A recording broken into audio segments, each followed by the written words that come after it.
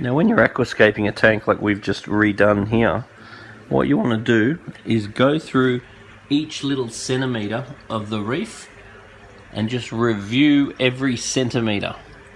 And what you're looking for is, for a start, will it sting anyone? So look at every coral on its own. Will it sting anyone around it? Or will it get stung by somebody around it? Then look at the way it's positioned. Is it going to get the light? Is it positioned the wrong way so the light's behind it or on top of it? You want to make sure that it's in a nice orientation so it's going to get the light but you can still see it. And then the next thing you want to look for is to ensure that it looks like it would just grow like that in nature. You really don't want to structure your reef so it looks like you've structured your reef. You want to structure your reef so it looks like you haven't structured your reef. You want to make it look like something that you'd see in nature and not something that you would literally build. So this tank has just been tampered with. So all the corals are obviously closed. And this tank is probably the worst it's ever going to look. But once the corals reopen, because a lot of them have been repositioned, it will really look beautiful. But what you're really wanting to do is not just create a wall across the back. You really want high points, low points, and dynamics. So over here, we've got a bommy that's sticking out here. We've got some nice caves that are going right down in there. A nice big cave that goes down underneath there.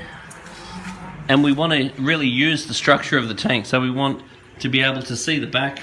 We want to be able to manipulate some of the front and some of the height. So it doesn't really come out as well in a video like it does in real life. But give this tank, say, by tomorrow, and it's going to look pretty awesome. And doing a bit of a redecorate every now and then, grab a bit of new live rock, a bit of fresh microorganisms for the tank. It's really good for the tank, and the fish love it. And you watch all the fish cruising around, checking out all the new stuff. Like, you can clearly see how interested they are. So doing a redecorate every now and then is not only good for you to maintain your interest, it's actually good for the fish, because you can literally see how inquisitive they are, running around checking out the new structure that's now in their tank. It's almost like you've given them a new piece of reef to swim around. It's actually very much like that. And then over the next few days, particularly, you really want to be accountable for each coral. Stop and look through each coral, because with things like that and things like this running around the tank, everything might be fine, but these big heavy invertebrates may also knock stuff over. So it's something you really want to notice straight away and be able to right the situation straight away. So you don't want corals upside down on the sand because they're eventually going to die. You don't want corals knocked over so they're stinging each other. You really want to stop and just do a little roll call with your corals pretty much every day, particularly after you've done a rearrange, just to ensure that every coral is happy where it is. So you need to allow about 3 weeks to look at each coral and make sure that it is happy over a period of time.